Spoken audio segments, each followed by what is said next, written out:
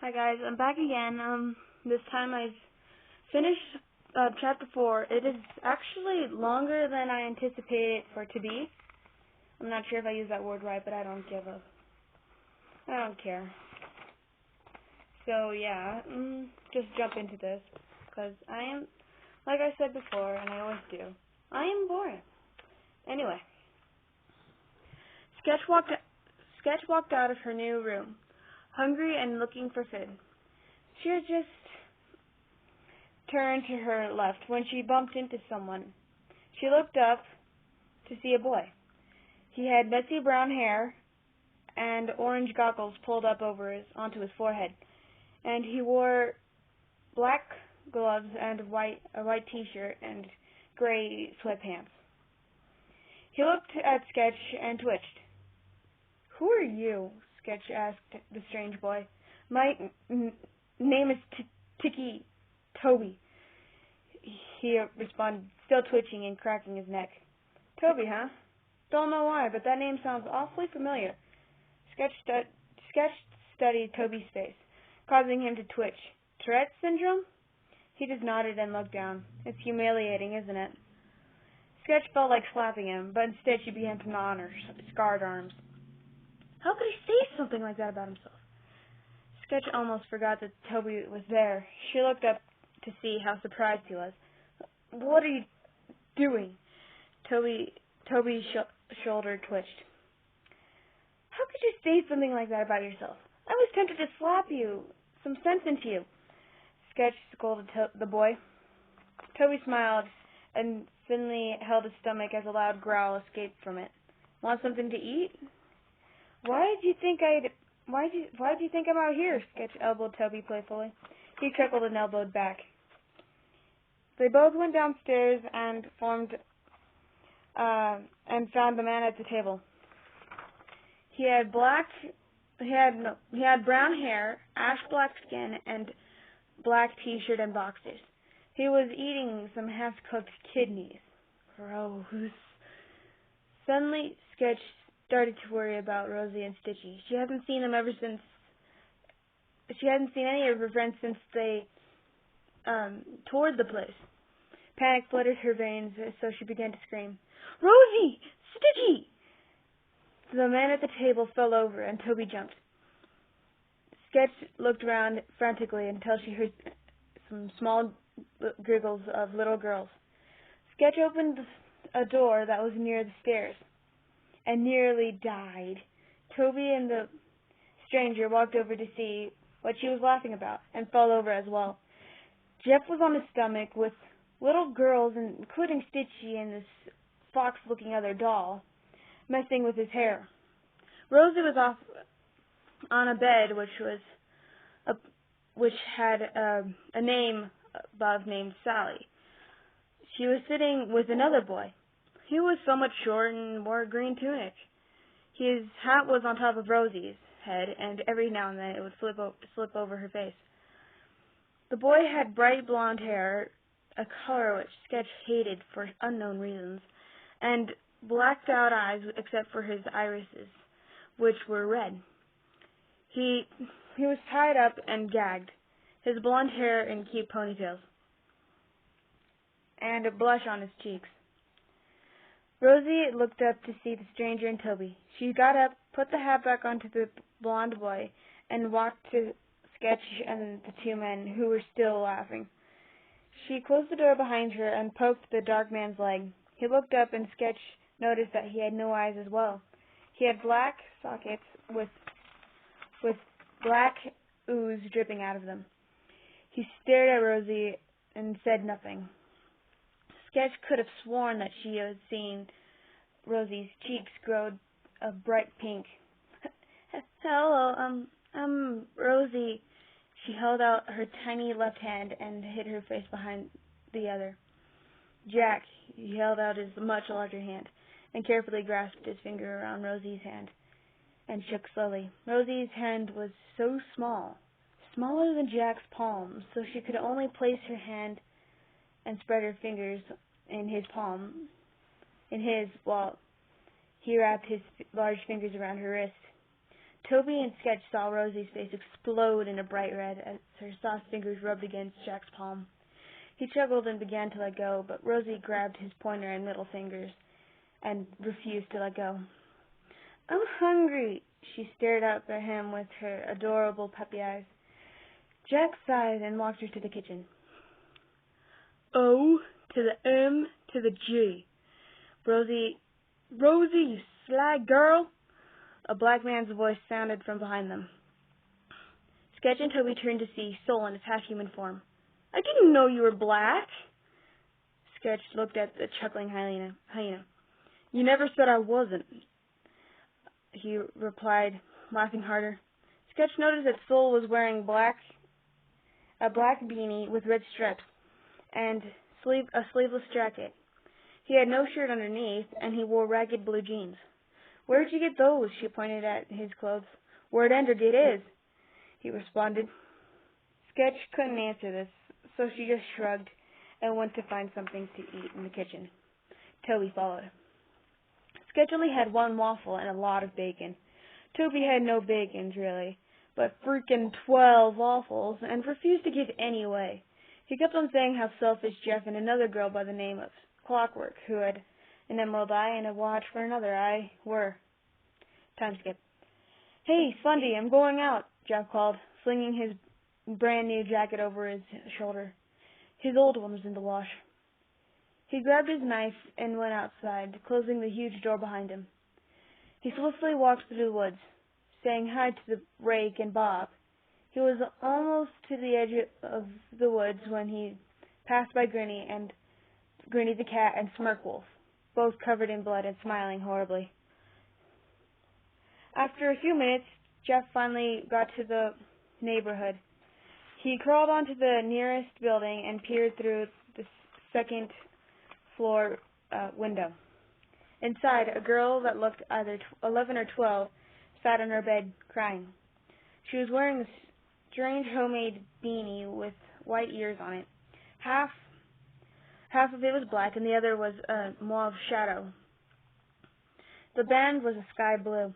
Her jacket had a yellow-green color to it. Its short sleeves had a band that was a lilac gold, and her removable hood and biker gloves were a blue-green. She wore under the biker gloves black gloves to cover her fingers. She wore faded black skinny jeans and yellowish-green shirt under her jacket. The collar was pulled up, and her hair was a jet black. She held her hands over her right eye as if it was in pain. "So, she's already felt the pain of this world," Jeff thought. His forever smile widened, and he whispered softly, "Don't worry, you'll be free from here soon." Suddenly, the girl got up. She was still sobbing, but it was softer. Her parents were downstairs, making out. No, not that bad at the moment, but just drunk kissing. She turned to the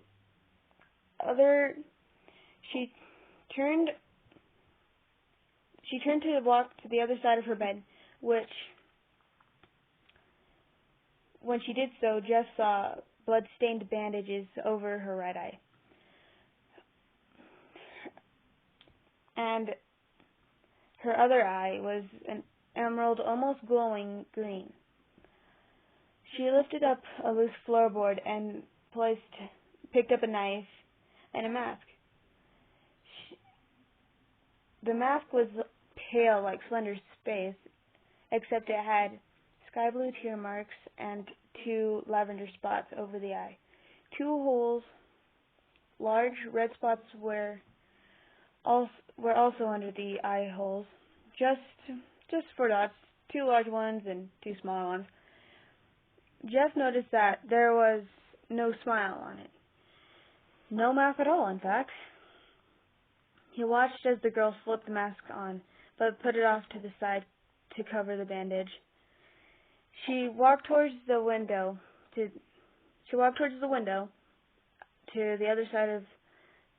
the other wall from Jeff.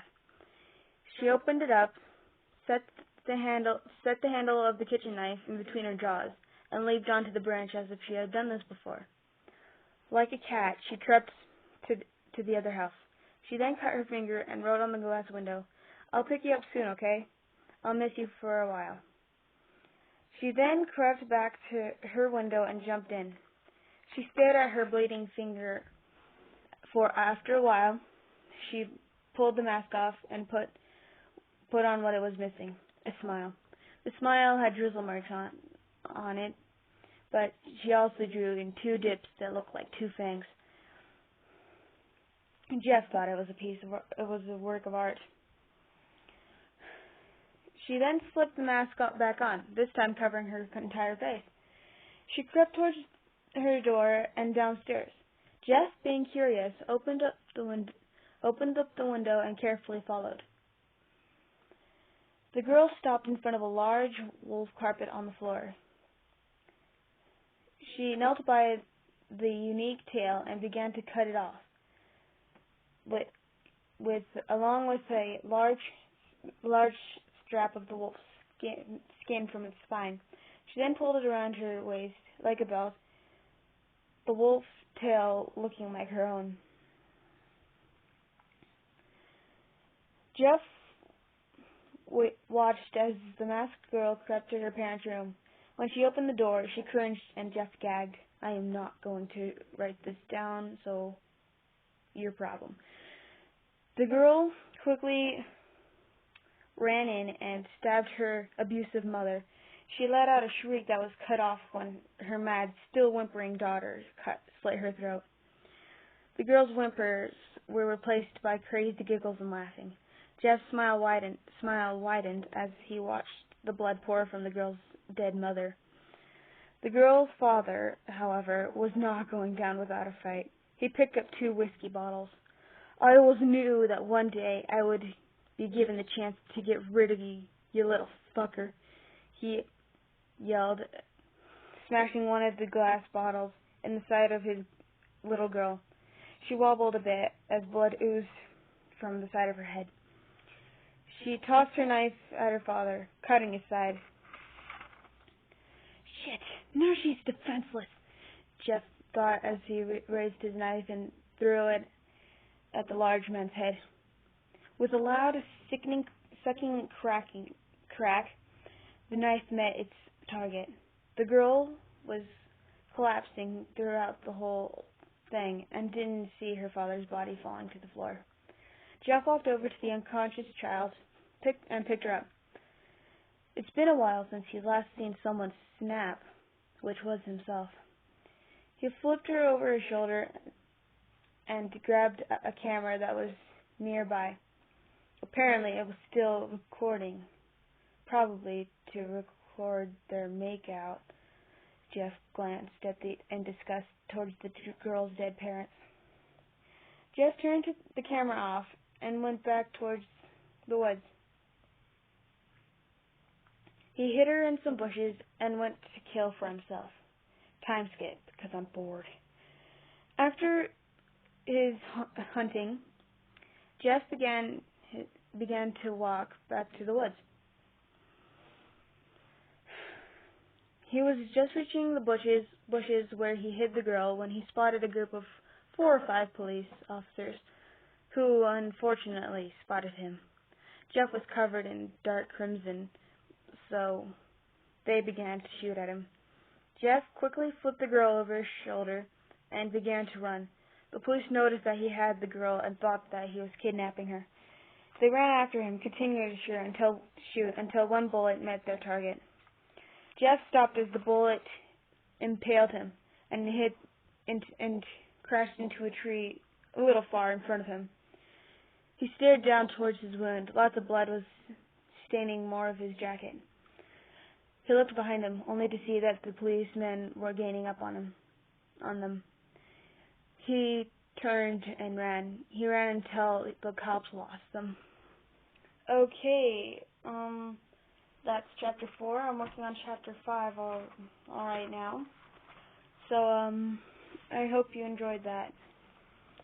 Don't worry, Don't worry. I'm pretty sure you guys are gonna be thinking like, oh no, she's gonna kill Jeff because she doesn't like Jeff. No, Jeff is a really cool guy. He's not my favorite though, but you know. If you're wondering who this is what Soul looks like. If any of you have ever wondered what he looks like this. He's a freaking demonic hyena husky crossbreed. His father was a demon hyena. Mother was a purebred husky. So, yeah, that's pretty much it. Please like, comment, favorite, and subscribe, and the Thunder Fox is out for now.